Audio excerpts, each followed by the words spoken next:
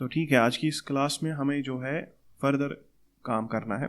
कल हमने इसमें कैंसिल ऑर्डर किया था, तो मैंने आपको कहा था कि दैट कैंसिल ऑर्डर जो है वो क्या है, वो ऑर्डर डिलीशन नहीं है, दैट्स जस्ट कि हम स्टेटस चेंज कर देते हैं फ्रॉम हम पेंडिंग टू कैंसलड। ओके, इसका पहले स्टेटस होता है पेंडिंग बाय डिफॉल्ट और हमने कैंसिल कर दिया। इट मीन्स अगर किसी ने पहले ऑर्डर क्रिएट किया था तो ऑर्डर क्रिएट करने के बाद उसका तो स्टेटस वही होगा पेंडिंग, लेकिन जैसे ही हम वो कैंसिल ऑर्डर पे करेगा तो उसका स्टेटस कैंसलड हो जाएगा। बाद में जो एडमिन होगा वो कैंसलड ऑर्डर्स में सिर्फ उसको ये चेक करना है कि वेदर इसने पेमेंट की थी या नहीं पेमेंट की थी। ओके, तो ये कैंसिल ऑर्डर हो गया था। और दूसरा हमने किया था गेट ऑर्डर बाय आईडी, हमने उसके आईडी से हमने ये ऑर्डर को गेट किया था। ठीक है, फिर हम एक चीज़ में और फंस गए थे, तो वो भी हम देखेंगे अभी। अब चेक करें आप, because we are having many relationships between models, तो आपको डेटा फेच करने में प्रॉब्लम नहीं होगी। फॉर एग्जांपल, अगर आप यूज़र का डेटा फेच करोगे तो आपको पता है कि आप ऑर्डर्स भी फेच कर सकते हो, आप उसकी सर्विसेज भी फेच कर सकते हो, आप रिव्यूज़ भी फेच कर सकते हो, मतलब कोई भी प्रॉब्लम नहीं होगा आपको, क्योंकि वरना आपको घूम के आना है। ठीक है, या आप ऐसा समझ लो कि हम किसी स्ट्रीट से जा रहे हैं, लेकिन अब हमें दूसरी स्ट्रीट में जाना है, तो या तो आपको पूरा पीछे जाना है वापस, फिर गोल करके आना है, फिर दूसरी स्ट्रीट में जाओगे। लेकिन क्या होगा कि अगर छोटा सा दरवाज़ा बीच में से हो तो आप क्या कर सकते हो, आप उस छोटे से दरवाजे से एक स्ट्रीट से दूसरी स्ट्रीट में घुस गए। तो इस तरह से हम यूज़र मॉडल से डायरेक्टली किस में घुस जाते हैं, सर्विसेज में, सर्विसेज से डायरेक्टली ऑर्डर्स में, ऑर्डर से निकलता है पेमेंट। तो इस तरह से जो है ना, बाद में पता ही आपको कि दैट पॉपुलेट मेथड वहाँ पर काम करता है। तो फिलहाल जो आज हम मतलब यहाँ पर जो चीज़ें हमारे पास हैं, एक तो है कि कल हमें थंडर क्लाइंट में प्रॉब्लम आई थी कि दैट हम इसमें से 45 ही रिक्वेस्ट इसमें आप बना सकते हो, तो इसकी लिमिट हमने क्रॉस कर ली थी कल। तो फिर मैंने कुछ कलेक्शंस डिलीट की थी, तो लेकिन स्टिल ये रिलायबल चीज़ नहीं है, क्योंकि कल को आप और कलेक्शंस बनाना चाहोगे तो जब वहाँ पर आपके पास होगा ही नहीं रिक्वेस्ट, तो better is to go with postman. तो आप क्या करेंगे, इंस्टॉल, आपके पास विंडोज़ है तो विंडोज़ में पोस्टमैन इंस्टॉल करना बहुत ही ईजी है। मेरे पास फेडोरा था तो मुझे थोड़ी सी कमांड्स चलानी पड़ी। तो यहाँ पर आप देख लीजिए पोस्टमैन। ओके, पोस्टमैन विंडोज़ पर बहुत बारी चलता है। ठीक है, अलबत्ता मैंने देखा कि फेडोरा पे ये बहुत ही मतलब ना ईजी मतलब चलता आता है। ओके, तो फिलहाल अब यहाँ पर हमें क्या करना है कि सबसे पहला काम जो हम यहाँ पर करेंगे कि हम कैसे करेंगे वहाँ पे माइग्रेशन। ठीक है, तो ट्राई करते हैं। वैसे मैंने आज तक खुद माइग्रेशन नहीं किया थंडर क्लाइंट से, कहाँ वहाँ पे। तो मान लो अगर मैंने इसको एक्सपोर्ट कर दिया तो ये बोलता है सिलेक्ट फॉर्म ऑफ द, हाँ ठीक है, इसने बोला क्या फॉर्मेट, एक्सपोर्ट का फॉर्मेट जो है ना वो सिलेक्ट करो। तो मैं इसको बोलूँगा पोस्टमैन, बोलेगा कहाँ पर सेव करना है, मैं बोलूँगा डाउनलोड्स में सेव कर लो। ठीक है, सही है ना। तो इसका मतलब ये और सर्विस कलेक्शन कहाँ पर सेव हो गई होगी, ये डाउनलोड्स में। ठीक है, सीधा। ठीक है, इसी तरह से मैं इन सब को यहाँ पर एक्सपोर्ट कर देता हूँ, पोस्टमैन और यहाँ पर डाउनलोड्स में सेव। इसी तरह से इस यूज़र कलेक्शन को भी क्या कर दिया मैंने, एक्सपोर्ट, यहाँ से पोस्टमैन सेलेक्ट करके डाउनलोड्स में। ठीक है, तो ये तीनों की तीनों कलेक्शंस जो थी मेरी थंडर क्लाइंट में जो बनाई थी, ये थंडर क्लाइंट की तीनों कलेक्शन पोस्टमैन फॉर्मेट के अंदर किस में हो गई, डाउनलोड्स में। तो लेट्स चेक डाउनलोड्स, क्या डाउनलोड्स में है हमारे पास। देखो डाउनलोड्स में अभी देखो 3 कलेक्शंस आ गई, थंडर कलेक्शन, पोस्टमैन, यूज़र, आ गई, ये 3 कलेक्शंस आ गई। अब मुझे क्या करना है, अब मुझे अब जाना है पोस्टमैन में, और वहाँ पर आप देखो यहाँ पर एक ऑप्शन है इंपोर्ट का। देखो इसमें बहुत सारी कलेक्शंस मैंने इससे पहले जो प्रोजेक्ट्स किए हैं तो उनकी कलेक्शन ऐसी की ऐसी है, और मैंने आज तक कोई कलेक्शन इसमें डिलीट किया भी नहीं, क्योंकि कभी मुझे इसमें मतलब वो लिमिट का प्रॉब्लम हुआ ही नहीं। तो चलो अगर हम इंपोर्ट करते हैं यहाँ पर, तो ये बोलता है कि ड्रॉप फ्रॉम एनीवेयर, या आप जाओ किस में, फोल्डर्स में। ठीक है, डाउनलोड्स में जाते हैं, तो देखो यहाँ पर हमारे पास ये एक कलेक्शन है, तो ये देखते हैं, देखो ये सिलेक्ट नहीं हो रही है ना, इट मीन्स मैंने फोल्डर सेलेक्ट नहीं किया, मैं फोल्डर में गया। चलो फाइल्स, हाँ चलो ये भी देखते हैं, फाइल्स, हाँ सही। तो ठीक है, इसको मैं ओपन कर देता हूँ। तो देखो भाई यूज़र कलेक्शन सारी किधर आ गई, इधर, नो टेंशन, हाँ प्रॉब्लम के बगैर। अब सारा यूज़र कलेक्ट कंट्रोलर इधर आ गया, जो हमारा यूज़र कंट्रोलर वहाँ पे था। इसी तरह मैं ये तीनों को लेकर आता हूँ, तो हमारा यूज़र हो गया, चलो ये हो गया ऑर्डर, चलो सही है। और दूसरी चीज़ हम लेकर आते हैं, यूज़र हो गया, ऑर्डर हो गया, और तीसरा क्या है, सर्विसेज। तो ठीक है, तीनों की तीनों कलेक्शंस मैंने यहाँ पर लाई। ठीक है, ओके। तो यूज़र कंट्रोलर नाम रखा था मैंने इसका, फिर दूसरा क्या नाम था, देखो इनकी जो यूज़र कंट्रोलर, कहाँ पर, सर्विस कलेक्शन और दूसरी है, और ठीक है ऑर्डर कलेक्शन। ठीक है, तो ये फिलहाल इनको एक ही फोल्डर में बाद में बना लूँगा। फिलहाल आपको पता है कि ऑर्डर कलेक्शन और ये यूज़र कंट्रोलर, इसके नाम भी अजीब है, सर्विस कलेक्शन, मैं एक ही बनाता हूँ और इसके अंदर की जितनी भी रिक्वेस्ट है उसके अंदर फोल्डर 3 बना के उसमें डाल दूंगा। ठीक है, वो तो इजी है। आप ये तो बिल्कुल ऐसे जैसे आप फोल्डर्स के साथ काम करते हो बिल्कुल वैसा ही है। ठीक है, अब देखो यहाँ पर एक चीज़ देखो, यहाँ पर हम अगर लॉगिन करेंगे, ठीक है, मैंने लॉगिन वाले पे क्लिक किया, यू सी ये किस पे लॉगिन कर रहा है, local host 4000 user slash login पर। और क्या बॉडी में वो चीज़ें जा रही हैं, हाँ एग्जैक्टली, है ना, है ना, पहले से मुझे मत लिखना पड़ा फिर से, वरना मुझे फिर से ये जेसन डेटा लिखना पड़ता टेस्टिंग के लिए।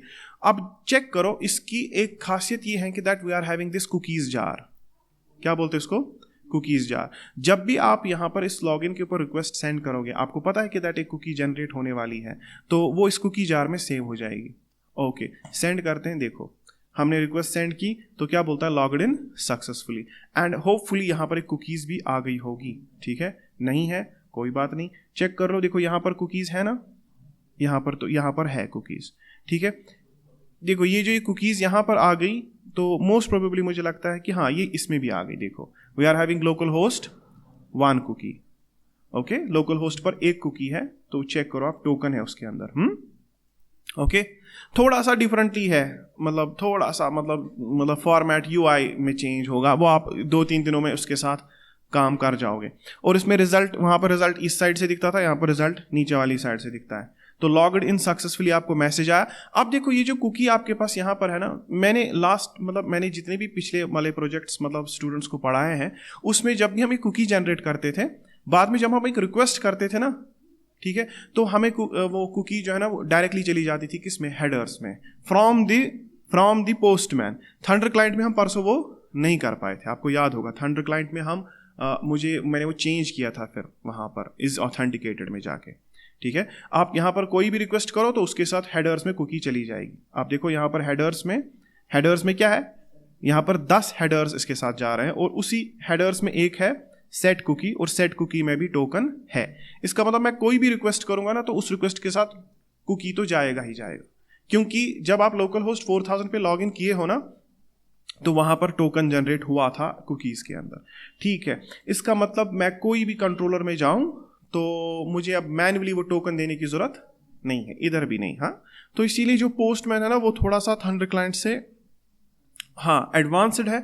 और यहाँ पर आप बहुत सारी चीज़ें और भी कर सकते हो, लाइक यहाँ पर ये एक पूरा का पूरा, जैसे इंस्टाग्राम है ना, वैसे ये भी है। यहाँ पर बहुत सारे डेवलपर्स आपस में बातें करते हैं कोलैबोरेशन में। आप होम पे जाओ, वहाँ पर आप देखो दुनिया भर की जितनी भी बड़ी बड़ी कंपनीज हैं, उनकी जो APIs होती हैं, उनको टेस्टिंग के लिए यहाँ पे रखा गया होता है, उसके भी बारे में बात होती है, फोरम्स होते हैं यहाँ पर। तो ये एक बहुत बड़ी मतलब चीज़ है एज ए होल पोस्टमैन, जो कि थंडर क्लाइंट में ऐसा नहीं। और thunder client is just an extension of what, VS code. ये तो पूरा का पूरा सॉफ्टवेयर ही है। ठीक है, तो ठीक है, यहाँ पर हमने लॉगिन कर लिया। अब किसका आता है, लेकिन एक्सटेंशन से अच्छा मुझे लगता है कि यही है। पता है क्यों? क्योंकि it's a stand alone software. आप इसको विद जीमेल लॉगिन करोगे, आपकी जितनी भी कलेक्शंस हैं, मतलब सेंट्रलाइज्ड एक तरह से, जितने भी प्रोजेक्ट्स मैंने अभी तक यहाँ पर सिखाए हैं, मतलब यहाँ पर, तो उस सब की APIs अभी भी देखो कहाँ पर है, यहीं पर। तो मान लो कल को मेरा VS कोड डिलीट हो गया, ठीक है, आपने थंडर क्लाइंट को लॉगिन किया था? नहीं किया था थंडर। मान लो मैंने VS कोड अनइंस्टॉल कर दिया, उसके साथ थंडर क्लाइंट भी चला गया, तो मेरी सारी कलेक्शंस गई। यहाँ पर ये collections these are from last 3 years, ठीक है, लास्ट 3 ईयर्स से यहीं पे ये कलेक्शंस का ये पड़ी हुई है। तो ये ज़्यादा अच्छी चीज़ है बनस्बत किससे, थंडर क्लाइंट, बिकॉज उसमें हमें लॉगिन नहीं करना पड़ता। तो ऑब्वियसली अगर थंडर क्लाइंट एक्सटेंशन मैंने डिलीट कर दिया, उसके अंदर रखी हुई सारी कलेक्शंस भी डिलीट हो जाएगी, अगर मैंने वो एक्सपोर्ट नहीं की होंगी तो, है ना। तो मुझे इसका मुझे वो फिर पहले एक्सपोर्ट करके रखनी, तो मैं बचा सकता हूँ, है ना। इसमें कोई एक्सपोर्ट का झंझट नहीं है। चलो भाई, अब आप यहाँ पर देखो, तो ठीक है, मैंने यहाँ पर ये सारी जो है ना सर्विस नेस्ट करके मैंने कलेक्शन बनाया, और सारी की सारी कंट्रोलर्स का मैंने इसी में बना दिया। ठीक है, अभी आपको लॉगिन करना होगा, तो आप डायरेक्टली यूज़र कंट्रोलर में जाके लॉगिन कर लो। ठीक है, तो सिंपली लॉगिन हो जाएगा, एंड यहाँ पर रिक्वेस्ट जो रेस्पॉन्सेस है वो यहाँ पर आ जाते हैं, logged in successfully. Okay, 200 okay, and request को होने में कितना टाइम लगा, 229 मिली सेकेंड्स। तो ये वर्क कर रहा है। अब ज़रा आप यहाँ पर देखें, एक चीज़ है यहाँ पर ऑर्डर कंट्रोलर में, गेट ऑर्डर बाय आईडी। आप ऑर्डर को उसकी आईडी से गेट करना चाहते हो, तो ज़रा मैं सेंड कर दूँ, देखो ये आ जाता है, ठीक है ना, आ गया ना, आ जाता है ना यहाँ पर। अब ज़रा मैं यहाँ पर चेक करूँ, यहाँ पर मेरे पास कुकी अवेलेबल था, है ना, कुकी अवेलेबल था। मैं एक चीज़ यहाँ पर टेस्ट करना चाहूँगा, एक चीज़ मुझे यहाँ पर टेस्ट करनी है कि दैट अगर मैं अपने कोड में जाके इसमें जो हमारा इज़ ऑथेंटिकेटेड है, अगर मैं इस ऑथेंटिकेटेड में थोड़े से मेथड के अंदर चेंज कर दूं, जैसे कि आप टोकन किसको मांग रहे हो, रिक्वेस्ट डॉट क्वेरी को, अगर मैं ये हटा के अपना ही मेथड चालू करूं जो असल में वहां पर स्टैंडर्ड हमने रखा था, constant token is equal to request dot cookies, तो हम देखेंगे कि ये हमारा मेथड चलेगा कि नहीं, ठीक है।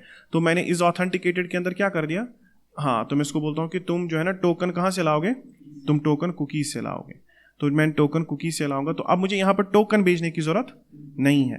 तो let us do one thing, एक और बार करते हैं रिक्वेस्ट। तो इसने सेंडिंग रिक्वेस्ट तो की, दिखाई, अच्छा अभी ये कनेक्ट नहीं हुआ, आ गया, ठीक है।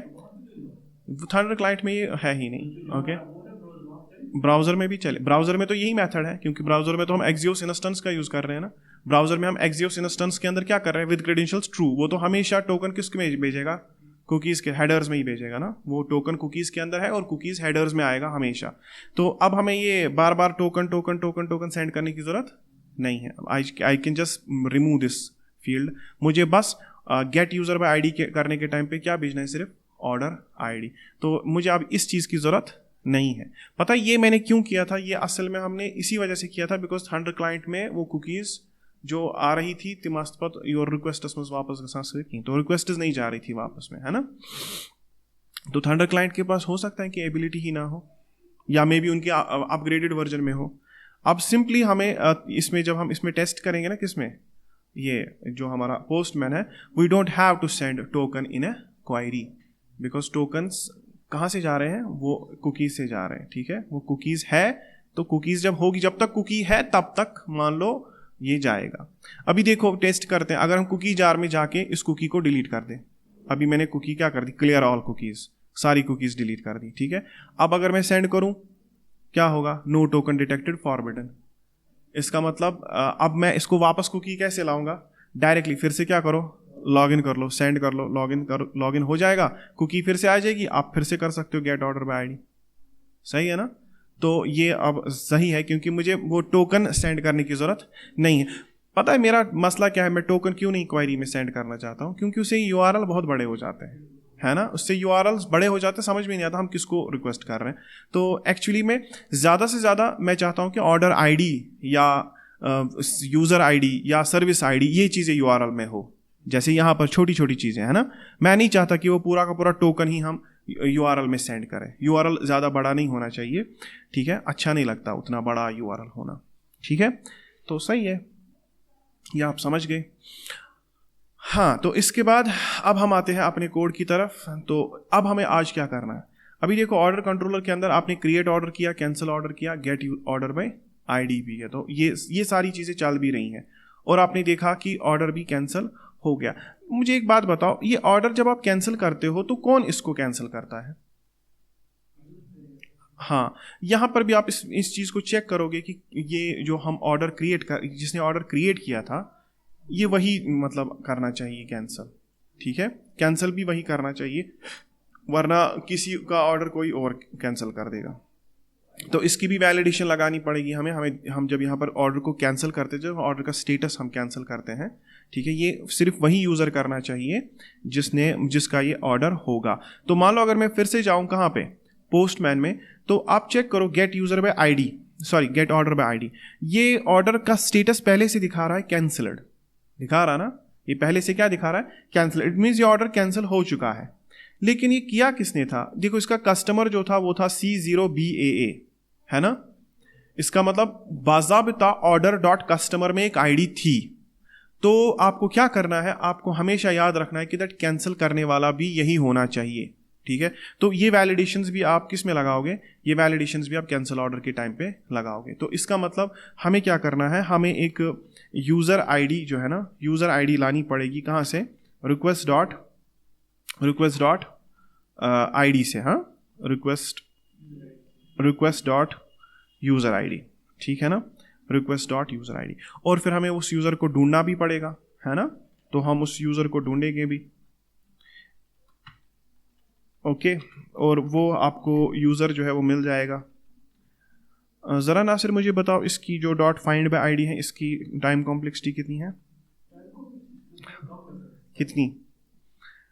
यूज़र फाइंड बाय आईडी, तो हम यहाँ पर यूज़र आईडी डाल देंगे। इसके बारे में पढ़ना आज कि इसकी टाइम कॉम्प्लेक्सिटी कितनी है। अब देखो, इफ़ नॉट ऑर्डर तो अब तो पता ही, ऑर्डर नॉट फाउंड, और इसी तरह से इफ़ नॉट यूज़र तो बोलना यूज़र नॉट फाउंड। ये दोनों ही वैलिडेशंस में इस पर लगा देता हूँ, ठीक है। अगर ऑर्डर नहीं है, अगर यूज़र नहीं है, तो ये जो है ये दोनों ही वैलिडेशंस हम इस पर लगा देंगे। लेकिन पहले हम जो भी आपको सही लगे, तो यूज़र नॉट फाउंड।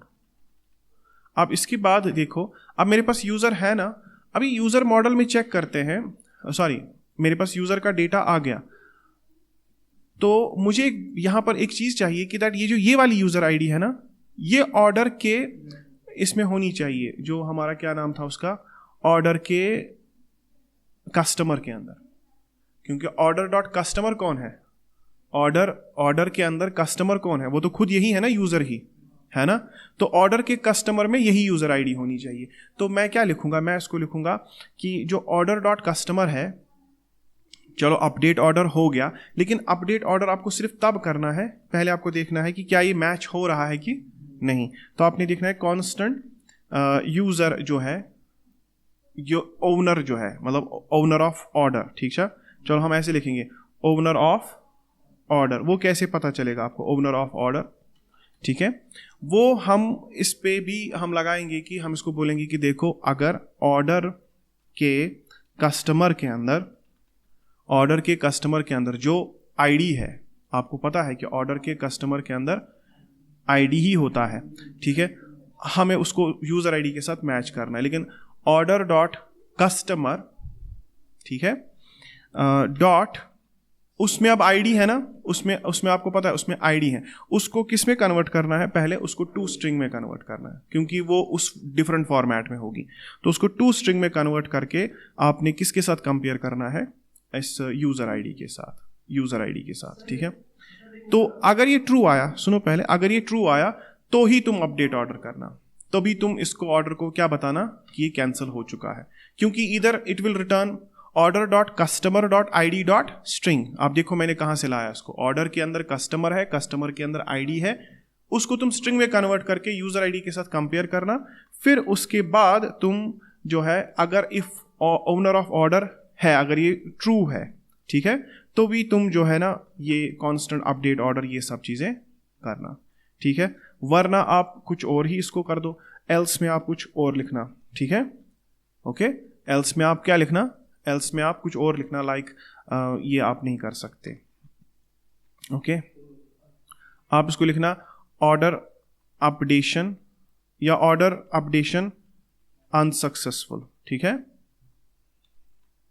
या ऐसे लिखेंगे ऑर्डर कैंसिलेशन नॉट पॉसिबल, ठीक है। और साथ में इसको पेलोड वेलोड सेंड करने की जरूरत नहीं है। और हाँ, यहां पर आप इसको रिटर्न लगा लो, okay, and at the same time आप यहां पर भी क्या लगा दो, रिटर्न। इसको आप एक गुड प्रैक्टिस की तरह मानो, ठीक है, वरना सब जगह रिटर्न लगाने की जरूरत नहीं होती। तो थोड़ा सा हमने कैंसिल ऑर्डर को और भी एनहांस कर दिया, ओके। मैंने यूज़र को भी ढूंढा, फिर यूज़र के ऊपर वैलिडेशंस भी लगाई, और फिर मैंने ये भी चेक कर दिया कि क्या यही यूज़र इस ऑर्डर का ओनर है, क्योंकि मैं चाहता हूँ कि वही बंदा ऑर्डर को कैंसिल करे, ठीक है, जिसने ऑर्डर किया हो। तो हमने सिंपली लिखा order dot customer dot I D to string is equal to user I D. जब तक वो यूज़र आई डी के साथ कंपेयर नहीं होगा तब तक आप, ठीक है। अब अगर हम फॉर एग्जाम्पल अभी मान लो कोई ऑर्डर है हमारे पास, लाइक मैं यहाँ पर जाता हूँ, मैं यहाँ पर एक और चीज़ बनाता हूँ, एक और हैंडलर में पहले बनाना चाहूँगा, उसका हम नाम रखेंगे, जैसे ये कैंसिल ऑर्डर्स था, मैं एक और हैंडलर यहाँ पर बनाना चाहूँगा जिसका नाम होगा गेट ऑल ऑर्डर्स। सारे जितने भी ऑर्डर्स हैं ना, जितने भी सारे उस सारे ऑर्डर्स मुझे दे दो, गेट ऑल ऑर्डर्स। तो ठीक है, सारे के सारे ऑर्डर्स दे दो। तो हम देखेंगे कि हमारे पास कितने ऑर्डर्स रहेंगे। Request res which employs to curly braces, try and catch, console.log error. और ट्राई में देखो हमें क्या करना है। देखो जब हम गेट ऑल ऑर्डर्स करते हैं तो उस वक्त हमें कोई आईडी की ज़रूरत नहीं है। मत आईडी की ज़रूरत क्यों है? क्योंकि हम तो सारे ऑर्डर्स को ही ढूंढ रहे हैं। तो उस वक्त हम क्या करेंगे, हम लिखेंगे constant orders is equal to, हमें किस मॉडल पे इसको चलाना है, ऑर्डर मॉडल पे। तो हम लिखेंगे ऑर्डर और इसमें हम सिंपली लिखेंगे डॉट फाइंड, ठीक है, डॉट फाइंड, और सारे के सारे ऑर्डर्स आपको मिल जाएंगे। और यहाँ पर आप सिंपली एक वैलिडेशन लगाओगे कि दैट अगर ऑर्डर जो है एम्प्टी नहीं है, इफ़ ऑर्डर यानी कि अगर ये एम्प्टी नहीं है तो बस तुम एक मैसेज हैंडलर चला लेना, ठीक है, और उसमें आप res, 200, ठीक है। यहाँ पर देखो हम ऐसा करेंगे। मुझे एक बात बताओ, ऑर्डर क्या है असल में? ऑर्डर जब रिटर्न करता है कुछ, ये असल में एक एरे है ना? तो ऑर्डर की लेंथ कितनी होगी? जितने भी टोटल ऑर्डर्स होंगे। तो यहाँ पर एक काम करते हैं, मैं इसमें मैसेज भेजना चाहता हूँ ना, आप ऐसे भी मैसेजेस भेज सकते हो। लाइक मैं लिखूंगा डॉलर, ठीक है, करली ब्रेसेस, तो मैं लिखूंगा ऑर्डर डॉट लेंथ। क्या लिखेंगे? ऑर्डर डॉट लेंथ, ठीक है, नंबर ऑफ ऑर्डर्स फाउंड, ठीक है, या इस तरह से सिंपली ऑर्डर्स फाउंड। ओके, इससे सीधा पता चल जाएगा कि कितने ऑर्डर्स हैं, कैलकुलेट करके देगा, है ना, सिंपली। तो अब ये क्या है कि यहाँ पर res 200 ये और बाकी फिर आपको बाज़ाब्ता ऑर्डर्स मिलेंगे, ठीक है, ये जो ऑर्डर आपने। और हाँ, इसका नाम एक काम करते हैं, इसका नाम ऑर्डर्स रखते हैं, बिकॉज ऑब्वियसली ये प्लूरल में होंगे। तो थोड़ा सा इस चीज़ को भी फॉलो किया कर लो, ये भी बेस्ट प्रैक्टिस होता है। ऑर्डर एंड ऑर्डर्स में फ़र्क है। ऑर्डर्स बहुत सारे हैं, ऑर्डर जो होगा वो एक होगा, ऑर्डर आईडी, हाँ, बाय आईडी। तो चलो इसको सेव करते हैं। अब अगर ऑर्डर्स नहीं होंगे तो उस केस में तो पता ही है कि आगे नहीं जाएगा, रिटर्न। और एक काम करते हैं, इस टाइम पे भी इसको रिटर्न में कुछ भेज देते हैं, ठीक है, वही मैसेज हैंडलर ही अपना। मैसेज हैंडलर भी बहुत हैंडी है यहाँ पर। तो res और यहाँ पर 500 और यहाँ पर सर्वर एरर, ठीक है, सर्वर एरर, सही है ना। तो ये गेट ऑल ऑर्डर्स कॉपी करके हम यहाँ पर इसका एक जल्दी से हम क्या बना लेते हैं, एक राउट बना लेते हैं, ठीक है। तो इसके लिए जो राउट होगा, चलो मैं एक काम करता हूँ, इसको हम कॉपी करते हैं, इसी को। तो कस्टमर फेच ऑर्डर्स, एक तो था फेच ऑर्डर, दूसरा क्या है, ऑर्डर्स, है ना। एक है फेच ऑर्डर, दूसरा है, चलो इसको मैं एस कर देता हूँ, इसको मैं ऑर्डर कर देता हूँ, ठीक है। और यहाँ पर हमें क्या करना है, गेट ऑल ऑर्डर्स, है ना। तो गेट ऑल ऑर्डर्स, सही है ना।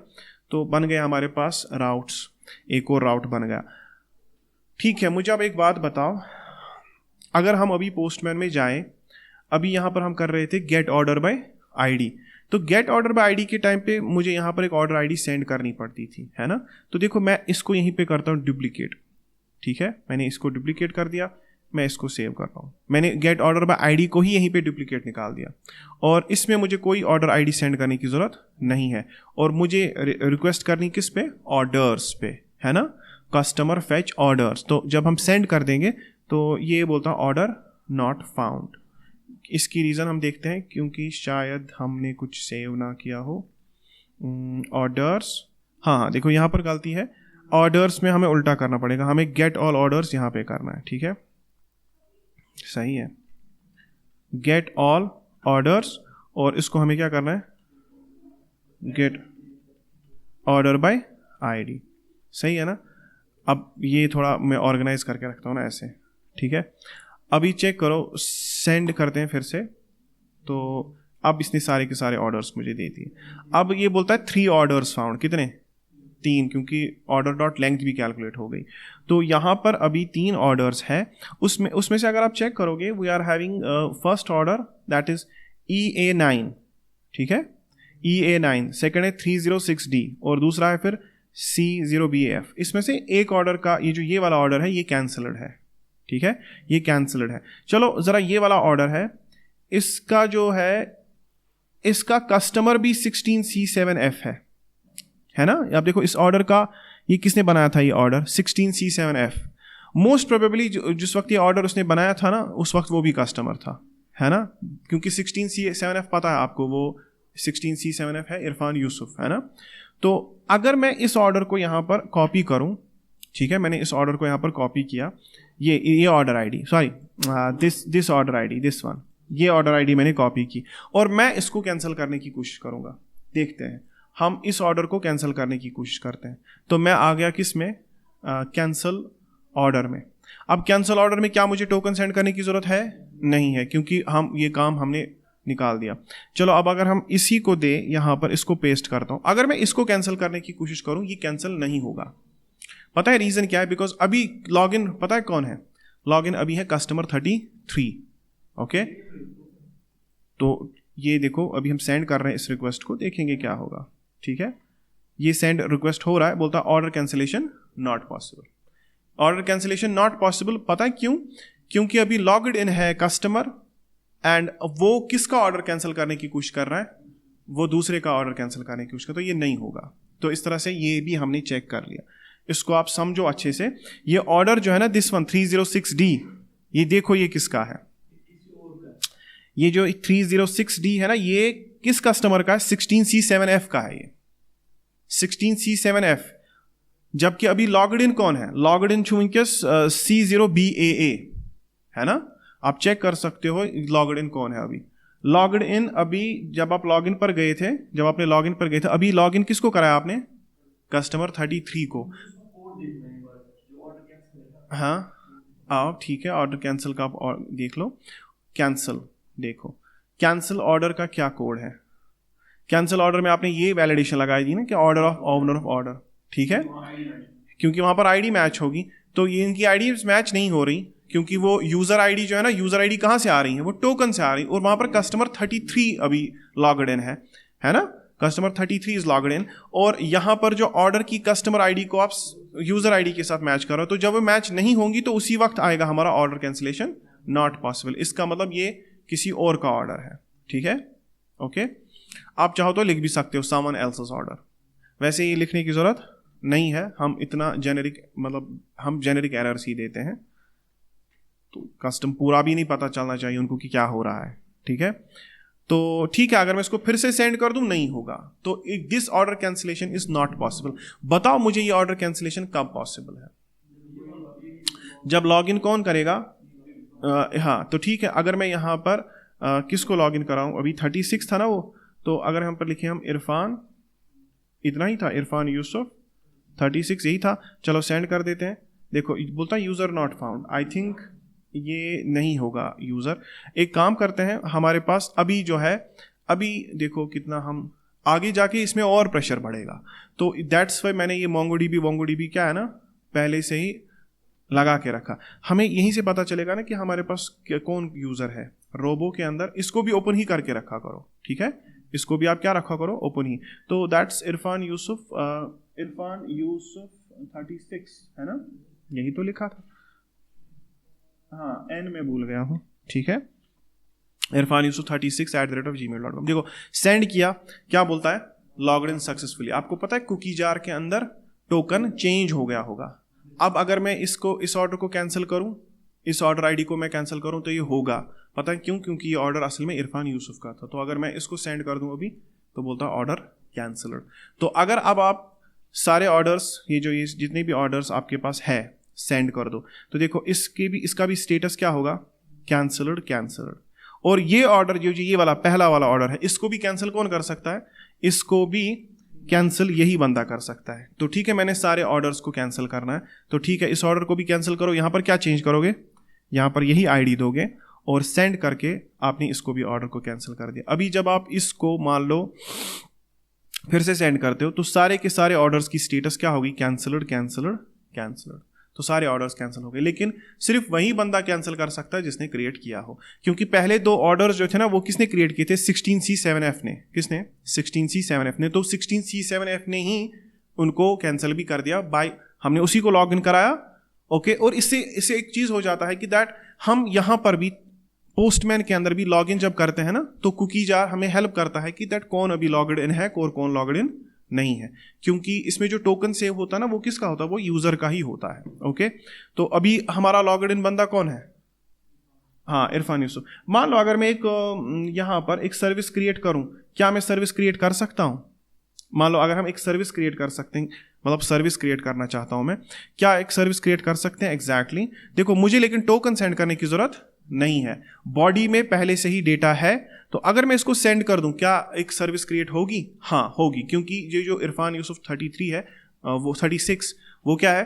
वो एक सर्विस प्रोवाइडर है। तो अगर हम सेंड कर दे तो चलो ये हो गया, तो इसने एक सर्विस क्रिएट कर ली। लेकिन अगर मैं लॉगिन करूं और लॉगिन करने के टाइम पे यहां पर मैं चेंज करता हूं वापस से कस्टमर 33 को, ठीक है, कस्टमर 33 और सेंड कर दिया, अब कौन लॉग्ड इन है?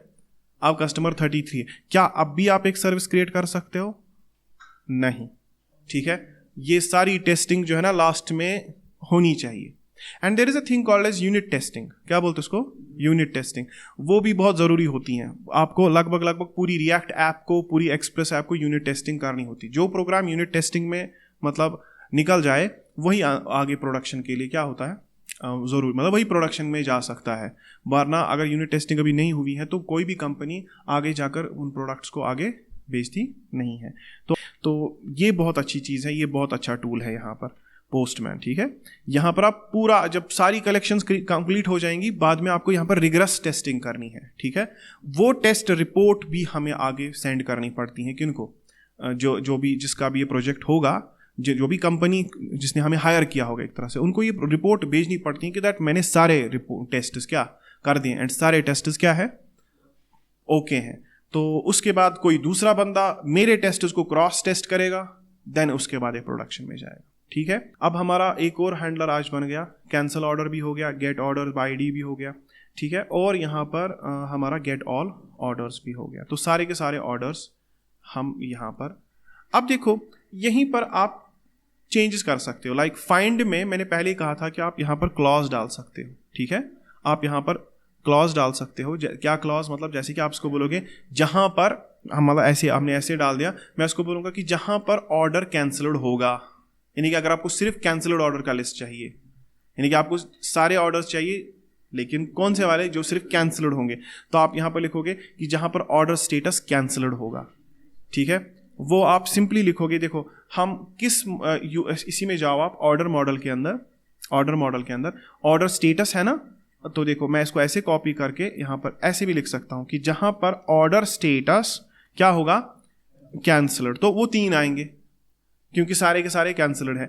अगर मैं इसको ऐसे लिखूं कि जहाँ पर पेंडिंग होगा, मान लो जहाँ पर पेंडिंग, तो ये कोई भी ऑर्डर वहाँ पर आपको फेच करके नहीं देगा क्योंकि ऑर्डर स्टेटस पेंडिंग किसी का नहीं है, सारे के सारे ऑर्डर्स जितने भी वहाँ पर है वो सारे कैंसल्ड है। तो इस तरह से आप ये भी कर सकते हो कि दैट ऑर्डर डॉट फाइंड, सबको ढूंढो लेकिन जहाँ पर ऑर्डर स्टेटस पेंडिंग होगा तो ऑब्वियसली वहाँ पर आपको कितने मिलेंगे? वहाँ पर आपको कोई नहीं मिलेगा। तो अगर मैं इसको भी टेस्ट कर लूँ, मतलब ये फेच ऑर्डर्स, अगर मैं इसको सेंड कर दूं तो देखो इसने क्या दिखा है, 0 ऑर्डर्स फाउंड, क्योंकि ऐसा कोई ऑर्डर है ही नहीं, ठीक है। तो इस तरह से आप ये भी कर सकते हो कि ये भी मतलब आपको कभी बनाने पड़ेंगे, लाइक एडमिन पैनल में आपको बनाने पड़ेंगे कि सिर्फ वही ऑर्डर दिखाओ। देखो वहाँ पर होता ना फिर क्या फिल्टर्स होते हैं, वो फिल्टर्स कैसे काम करते हैं? वो ऐसे ही काम करते हैं, क्योंकि आपने ऊपर फिल्टर्स होंगे, लिखा होगा कि कैंसल्ड अलग, रिफंडेड अलग, ठीक है। ऑल तो ऑल हो गया, ये तो ऑल हो गया, ठीक है। अभी रिफंडेड, फिर होंगे कैंसल्ड, तो उसमें फिर वो चेंज होगा, उसमें ऑर्डर स्टेटस चेंज होगा। तो ये भी आपको बनाने पड़ेंगे, लेकिन फिलहाल हम इनको नहीं बनाएंगे। जब हमें यूआई के अंदर, अभी नासिर हमारी यूआई बना रहा है, ठीक है, देखेंगे यूआई जो कंप्लीट होगी तो उसके अंदर इसने क्या क्या रखा होगा ऑर्डर्स के टाइम पे, हम उसी के हिसाब से फिर इन हैंडलर्स को बनाएंगे, ठीक है। तो ये ऑर्डर का फिलहाल हो गया। तो हम ऑर्डर क्रिएट कर रहे हैं, कैंसिल कर रहे हैं, ऑर्डर को गेट कर रहे हैं bye ID and get all orders. अब जो हमारा नेक्स्ट इसमें मतलब ये है, चलो एक ऑर्डर क्रिएट हो गया, now what will be the next quest. अब इसके बाद यूजर कहाँ जाएगा? अब आप इसको ऐसे ही सोचो, आप सोचो कि दैट ये यूजर जो है ना, ये आप हो खुद। आपने एक ऑर्डर क्रिएट किया, आपको ऑर्डर अच्छा नहीं लगा, आपने कैंसिल कर दिया, ओके, वो भी चल गया, है ना। और आप ऑर्डर अभी देख रहे हो, ऑर्डर आपके सामने है, नाउ यू हैव टू पे फॉर इट, है ना। अब आप कहाँ जाओगे? अब आपने पेमेंट करनी है, ठीक है। तो अगर हम देखें अभी पेमेंट मॉडल में, अगर आप देखोगे, एक तो उसमें है कि ऑर्डर कौन था, यानी ऑर्डर आईडी है ना, ये ऑर्डर आईडी है।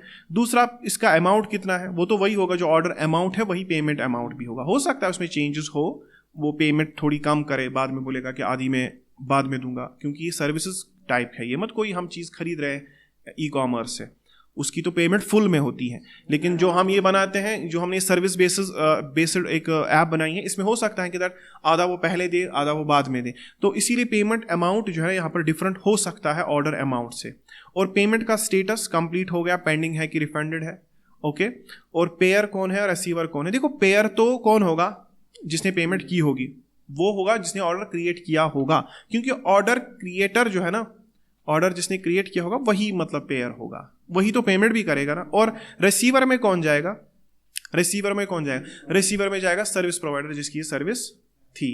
ओके, और payment on and updated on ये तो सिंपली खुद से ही चला जाएगा। इसका मतलब हमें जो चीज़ें चाहिए वो क्या क्या है? वो है 1 2 3 4 5 ऑर्डर हमारे पास है, ऑर्डर आईडी हमारे पास है, ऑर्डर का अमाउंट भी हमारे पास है, ठीक है। ये तो वैसे सिलेक्ट कौन करेगा? वही है ना। और पेमेंट स्टेटस ये हम बाय डिफॉल्ट इसकी कुछ वैल्यू लगा देंगे। देखो बाय डिफॉल्ट इसकी वैल्यू क्या होगी? बाय डिफॉल्ट इसकी वैल्यू हम लगा देंगे मतलब अभी पेंडिंग है ना, क्योंकि अभी जब इसने एक पेमेंट इंटेंट, जब इसने पेमेंट क्रिएट की होगी, जब कोई पेमेंट क्रिएट होगा, पेमेंट इंटेंट इसको बोलते हैं, क्या बोलते हैं? Payment intent. जब एक पेमेंट इंटेंट क्रिएट होगा ये एक तरह से रिसेप्ट का काम कर रहा है, ठीक है, एक बिल की तरह काम कर रहा है। ओके, इसमें आप देखो रिसीवर पेयर, तो ये हो गया ना bill from to bill to, जैसे होता है, जैसे आपने बिल देखी होगी ना, उसमें क्या होता है? Bill from bill to. तो बिल फ्रॉम बिल किसने बनाई होगी? ऑब्वियसली रिसीवर जो है ना उसी ने बिल बनाई होगी, और पेयर जो है ना वो बिल पे कर रहा होगा, है ना। तो ये फिलहाल ये दो हो गए। और दूसरा नीचे अमाउंट और उसके बाद स्टेटस। स्टेटस मैंने क्यों रखा इसका पेंडिंग? क्योंकि जब एक पेमेंट इंटेंट क्रिएट करोगे आप तो उस वक्त तो पेमेंट स्टेटस क्या होगा? वो पेंडिंग ही होगा।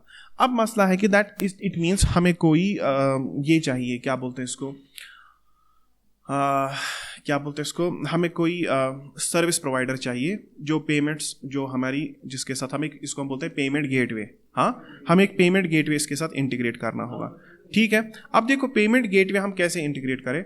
तो फर्स्ट ऑफ ऑल अब पेमेंट गेटवेज हमारे पास ऑप्शंस जो है ना वो दो है। एक तो हम या तो स्ट्राइप के साथ जा सकते हैं, बट स्ट्राइप का मैंने एक बार कल भी आपको कहा था कि दैट स्ट्राइप जो है ना वो सिर्फ यूएसए के लिए, अभी मतलब बहुत सारी कंट्रीज के लिए चलता है, लेकिन इंडिया के लिए नहीं है। तो आप एक, फिर मान लो अगर हम स्ट्राइप यूज़ भी करें, लेकिन आपके पास कहाँ पर बैंक अकाउंट होनी चाहिए? यूएसए में, तो वो तो फीजिबल नहीं है। अब दूसरी चीज़ जो है ना वो है रेजर पे, ठीक है, रेजर पे। अब जो ये रेजर पे है इट्स एन पेमेंट गेटवे। आप रेजर पे को जो है ना इसके साथ इंटीग्रेट करो। अब रेजर पे जो है ना वो इंडिया में बहुत ही ज़्यादा अच्छा चलता है, क्योंकि इसके वो मशीन्स भी है जिसपे ना कार्ड चलता है। तो इस पे कार्ड, यूपीआई, गूगल पे, अमेजोन पे, मतलब जितना भी आप देख सकते हो ना उसके साथ है। और अब इसको हमें क्या करना है? कल की जो हमारी क्लास होगी, पर्टिकुलर जो हमारी कल की क्लास होगी वो रेजर पे की क्लास होगी, ठीक है। वो किसकी क्लास होगी? हमें पहले रेजर पे को समझना है कि रेजर पे कैसे काम करता है, हमें देखना है कि रेजर पे काम कैसे करता है, ठीक है। देखो अगर मैं यहाँ पर देखूँ पेमेंट मॉडल के अंदर तो मैं पेमेंट क्रिएट कर सकता हूँ, I will create a payment intent, लेकिन जो एक्चुअल पेमेंट होगा, जो एक्चुअल पैसा होगा वो कैसे मतलब फ्लो करेगा फ्रॉम बैंक टू बैंक? ऐसे तो ये तो मेरे ही, मतलब मैं एक तरह से बताऊंगा चलो इसने 300 रुपये उसको दे दिए, वो मैं कर सकता हूँ। वो आपको भी पता है कि दैट हम वो पेमेंट अमाउंट जो है ना, पेमेंट अमाउंट मान लो 600, या जो ऑर्डर की जो अमाउंट होगी 600, वो हम दिखा सकते हैं कि चलो पेयर ये है और रिसीवर ये है। मगर ये तो एक रिसेप्ट की तरह काम करेगा, एक्चुअल पैसा किधर है? समझ रहे हो आप थ्योरी समझ रहे हो कि ये तो रिसेप्ट है, ये बिल है, ओके। लेकिन जो एक्चुअल पैसा आप देखते हो ना कि जब आप दुकानदार के पास कोई चीज़ खरीदने जाते हो वो बिल बनाता है, फिर जब लास्ट में निकलने का टाइम आता है, जब वो आप वो चीज़ हाथ में उठाते हो, लास्ट में आपको जेब डीली करनी पड़ती है ना। तो बिल वो बना लेता है पहले ही, तो ये बिल की तरह है। तो बिल बनाना कोई आसान नहीं है, हम बिल फाड़ देंगे, ओके। लेकिन बाद में जो है ना एक्चुअल जो पैसा होगा जो पेयर्स के अकाउंट से निकल के रिसीवर के अकाउंट में जाएगा, अब हम रिसीवर वो हमें करना है किसके थ्रू? पेमेंट गेटवे के थ्रू। और देखो इसमें बहुत ज़्यादा मतलब ये चीज़ें इन्वॉल्वड है, तामझाम, मैं बताता हूँ क्यों। मान लो पेयर ने कोई डेबिट कार्ड इस्तेमाल किया, अब आप उसकी वैलिडेशन आप तो नहीं कर सकते ना, आपको कहाँ पता कि ये इसके कार्ड में कितना पैसा है? इसमें तो सीधा बैंक इन्वॉल्वड है ना। तो वही सर्विसेज आपको असल में कौन प्रोवाइड करता है? रेजर पे। तो रेजर पे जो है ना वो एक तरह से फाइनेंशियल इंस्टीट्यूशन है, उसका टाई अप बड़े बड़े बैंक्स के साथ है, वो डायरेक्टली बैंक के साथ कनेक्टेड है। तो वो हमें एपीआईज प्रोवाइड करेंगे, लेकिन हम उन एपीआईज की मदद से सिर्फ पेमेंट को रिसीव कर सकते हैं और हम कुछ नहीं कर सकते। बाकी जितना भी प्रोसीजर है, जैसे कि कार्ड को वैलिडेट करना, फिर चेक करना कि वहाँ पर फंड्स है कि नहीं, क्या ये जिस बंदे ने कार्ड इस्तेमाल किया उसकी लोकेशन क्या थी, उसने किस लोकेशन से ये पेमेंट की थी, उसका आईपी एड्रेस क्या था, वो सारी चीज़ें कौन रखता है अपने पास? वो रेजर पे रखता है अपने पास, उसके साथ हमारा कोई अच्छा। अगर फिर उसके बाद कभी रिफंड के लिए मतलब क्वायरी आती है, मान लो किसी ने रिफंड के लिए मतलब मांग, उसने बोला मुझे रिफंड चाहिए, I am not satisfied with the services, तो उसको रिफंड भी रेजर पे से ही करना पड़ेगा। उस वक्त हमारे अकाउंट से, हमारे रेजर पे अकाउंट से पैसा निकल के वापस उसके अकाउंट में जाएगा, तो उसको भी हैंडल कौन करेगा? लेकिन मैं यहाँ पर लोकली क्या करूंगा, मतलब मेरे अपने इस प्रोजेक्ट में मैं क्या कर सकता हूँ, मैं एक तो ये रिसेप्ट्स क्रिएट कर सकता हूँ और मैं ट्रैक कर सकता हूँ कि किसने रिफंड मांगा था, और वो भी मैं फिर अपने डैशबोर्ड पर दिखा सकता हूं। तो ये इस तरह से काम करता है। पेमेंट इंटेंट क्रिएट करना आसान है, तो इसके लिए हम यहां पर क्या करते हैं, मैं ये थोड़ा सा काम करके रखता हूं आज, बाद में हम ये कल करेंगे क्योंकि आज फ्राइडे है, तो आज हमें जल्दी जल्दी कंप्लीट करना पड़ेगा। तो पेमेंट कंट्रोलर में सबसे पहले आप पेमेंट कंट्रोलर ही बनाओगे .js। इसमें सबसे पहले आप जो हैंडलर बनाओगे उसका थोड़ा सा आइडिया मैं आपको दे देता हूं। वो उसका नाम होगा क्रिएट पेमेंट इंटेंट। क्या नाम होगा? Create payment intent. Okay, create payment intent. इसका मतलब क्या है कि दैट एक बंदा जब एक बटन पर क्लिक करेगा ना, जब यहां पर बटन होगा पे, जब वो पे करेगा तो पे बटन पर क्लिक करने के बाद एक इंटेंट क्रिएट होगा, एक रिसेप्ट क्रिएट होगी, ठीक है, और फिर उसके बाद वो रिडायरेक्ट होगा डायरेक्टली कहां? रेजर पे, ठीक है। फिर वो अपनी पेमेंट को कंप्लीट कहां पे करेगा? रेजर पे। और उसमें देखो क्या होता है, उसमें आप देखते हो अक्सर वो ऑप्शन आते हैं कि you are redirected to the payment gateway, please kindly don't go back, या गूगल को बंद नहीं करना। उस वक्त वो क्या होता है कि वो एक तरह से मतलब वो ऑनबोर्ड जब हो रहा होता है ना, तो वो बड़ा एक मतलब वो एनक्रिप्टेड फॉर्मेट में वो ऑनबोर्ड होता है, सो दैट कि वो इंफॉर्मेशन हैकर्स को ना मिले।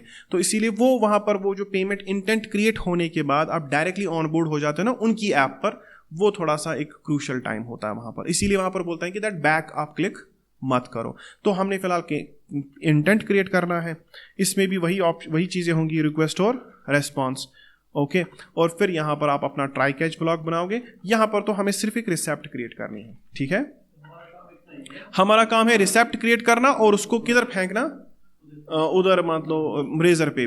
फिर रेजर पे जाने और वो जाने, उससे पैसे वसूल कौन करेगा? वसूली बाई कौन है? वसूली बाई है रेजर पे। वो उससे पैसे लेगा, हमारे पैसे किसके पास रहेंगे? हमारे पैसे रेजर पे के पास रहेंगे।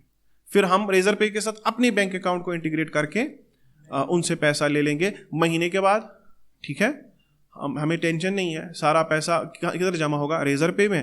तो उसमें इनका भी कुछ कॉस्ट होता है, ओके, 1-2% ये भी खा जाते हैं, और बाकी सारा आपको पैसा मिल जाएगा कहाँ पर? आपके बैंक अकाउंट में। फिर देखो क्या है मसला, बिकॉज इन्होंने जो पेमेंट है ना आपको की, आपने पेमेंट की सेलर को, जो सेलर एक्चुअल में था, नहीं आपने उसको पेमेंट नहीं की। देखो जिसने सर्विस ली उसने तो मान लो पेमेंट कर दी थ्रू रेजर पे और व्हाटएवर, या उसने कैश में दे दिया थ्रू एजेंट। अब जो पैसा आया वो किधर है? वो हमारे पास है, हमारे पास।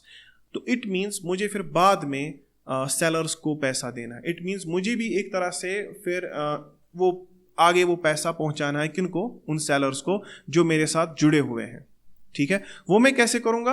वो मैं डायरेक्टली उनकी जो बैंक अकाउंट होंगी ना, जो उनके बैंक अकाउंट होंगे, जब वो बोलेंगे कि हमें पैसा चाहिए तो मैं उनके बैंक अकाउंट में ट्रांसफर कर दूंगा। इसका मतलब ये दोहरा मतलब एक तरह से मैं भी एक छोटी एक बैंक की एंटिटी की तरह काम करूंगा, एक बैंकिंग एंटिटी की तरह मैं भी काम करूंगा। कैसे?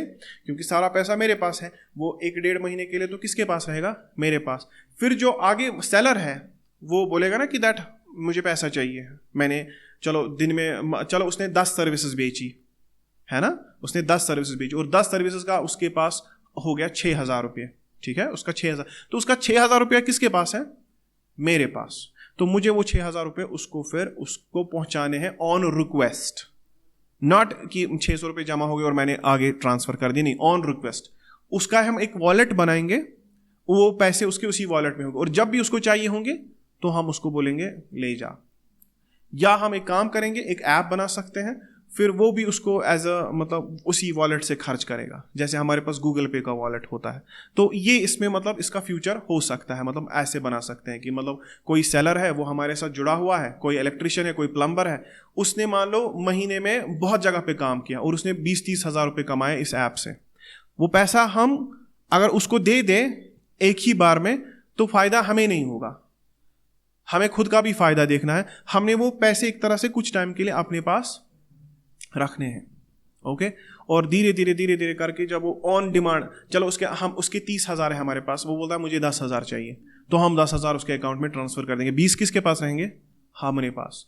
तो और हाँ, उसमें से हमारा भी कुछ चार्जेस होगा, उसमें विड्रॉल चार्जेस भी होंगे कि जब वो विड्रॉ करेगा हम पैसे तो उसमें 100 रुपये कटेगा, तो वो रेवेन्यू किसका हो जाता है? वो फिर ऐप का रेवेन्यू हो जाता है। ठीक है, इस तरह से ऐप्स, ये बिजनेस मॉडल होता है ऐप्स का, क्योंकि फिर इतना डेवलपमेंट करके, इतना ताम झाम बना के, होस्टिंग करना, बाकी सब चीज़ें, मार्केटिंग को संभालना, PR को संभालना, फिर लास्ट में अगर ऐप डेवलपर को कुछ नहीं मिलेगा तो फिर ऐप बनानी क्यों है?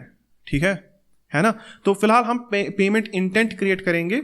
पेमेंट इंटेंट क्रिएट करने के बाद हम इसको रेजर पे के साथ ऑनबोर्ड करेंगे। अगर कल रिएक्ट नेटिव की क्लास होती है तो ये हम मंडे के दिन करेंगे।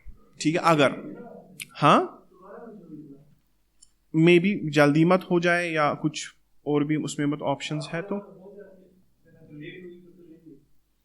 देखेंगे। यहाँ पर मैं इसमें ये भूल गया हूँ। ठीक है, तो इसमें एक पेमेंट इंटेंट क्रिएट करना है, उसका भी एक अपना राउट होगा। तो इसको हम क्या कर देते हैं, अभी तो मैंने इसमें कुछ किया नहीं, तो module.exports is equal to create payment intent, तो ये हम यहाँ पर कर देंगे क्रिएट पेमेंट इंटेंट। और इसका राउट देखो क्या होगा, अब हम इसके अगले मतलब इस पे आ गए। इसमें और भी बहुत सारे राउट्स आपको बनाने पड़ेंगे, लेकिन फिलहाल मैं आपको वही राउट्स दिखा रहा हूँ कि जो अभी बेसिक राउट्स हैं। तो बताओ पहले वाले राउट में क्या होगा? पहले वाले राउट में हम ऐसे कर देंगे, कस्टमर क्रिएट ऑर्डर नहीं, कस्टमर पे ऑर्डर। ठीक है, ऐसे लिखा हमने, कस्टमर पे ऑर्डर इज ऑथेंटिकेटेड, और इसके लिए हम क्या करेंगे, क्रिएट पेमेंट इंटेंट। देखो मैंने एक कॉपी ये भी कर दिया। तो इस तरह से हमारे राउट्स बनेंगे। बाद में आप देखो कि यहाँ पर इतने सारे राउट्स होंगे कि दैट ये फाइल भी बहुत बड़ी हो जाएगी। तो एक्सप्रेस क्या करता है, एक्सप्रेस में एक और मेथड भी आता है कि आप इन सारे राउट्स को एक अलग फाइल में बना लो। तो एक्सप्रेस राउटर उसको बोलते हैं, app.router करके एक मेथड आता है जिसमें आप इन सारे राउट्स को कहाँ पे रखोगे, दूसरे किसी फाइल में। तो जैसे यहाँ पर कंट्रोलर्स है, कॉन्फ़िग है, ऑथ है, इसी तरह से फिर हम एक फाइल बनाते हैं, उसको हम क्या बोलते हैं, राउटर।